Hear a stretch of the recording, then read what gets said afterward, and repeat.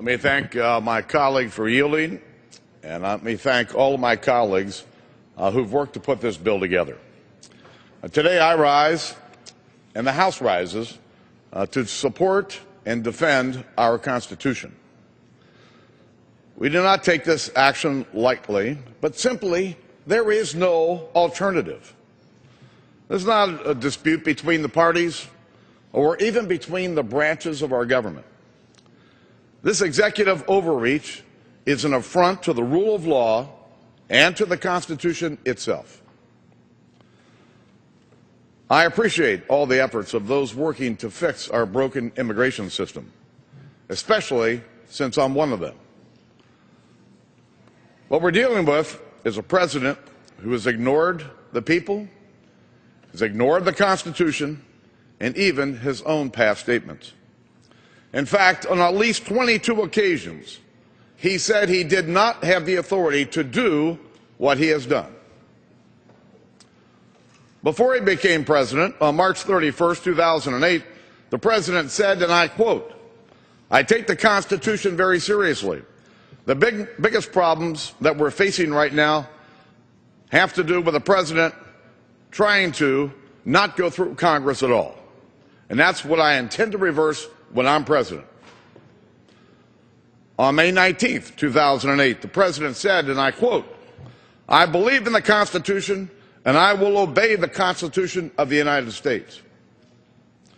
Then after he was president, on May 5th, 2010, the president said, and I quote, "Anybody who tells you that I can wave a magic wand and make it happen hasn't been paying attention to how this town works." On July the 1st, 2010, the president said, and I quote, "There are those who have argued passionately that we should at least ignore the laws on the books. I believe such an indiscriminate approach would be both unwise and unfair." On October 14th, 2010, the president said, and I quote, "I do have an obligation to make sure that I'm following some of the rules. I can't simply ignore the laws that are out there." On October 25th, 2010, the president said, and I quote, "I am president. I am not king. I can't do these things just by myself. I can't just make up the laws by myself." On March 28th, 2011, the president said, and I quote, "Nation of laws, which means that I, as president, am obligated to enforce the law." On April 20th, 2011, the president said, and I quote, "I can't solve this problem by myself. I just can't do it by myself." On April 29th, 2011, the president said, and I quote, "Some here wish I could just bypass Congress and change the law myself. But that's not how democracy works." On May the 10th, 2011, the president said, and I quote, "They wish I could just bypass Congress and change the law myself, but that's not how democracy works." On July 25th, 2011, the president said, and I quote, "The idea of doing these things on my own is very tempting, but that's not how our system works. That's not how our democracy functions. That's not how our Constitution is written."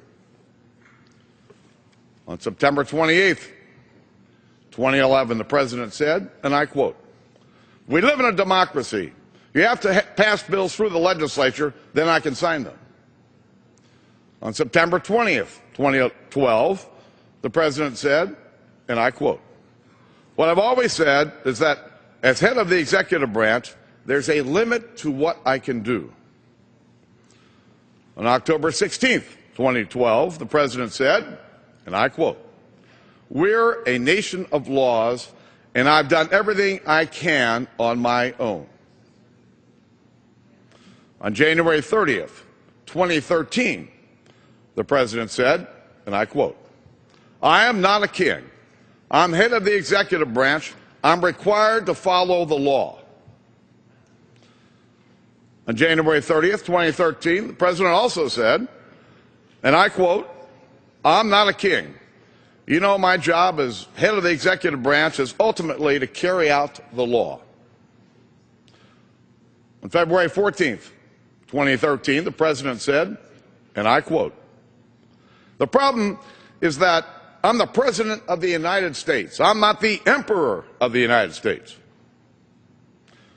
July 16th, 2013, the president said, and I quote, "I think that it's very important for us to recognize that the way to solve this problem has to be legislative."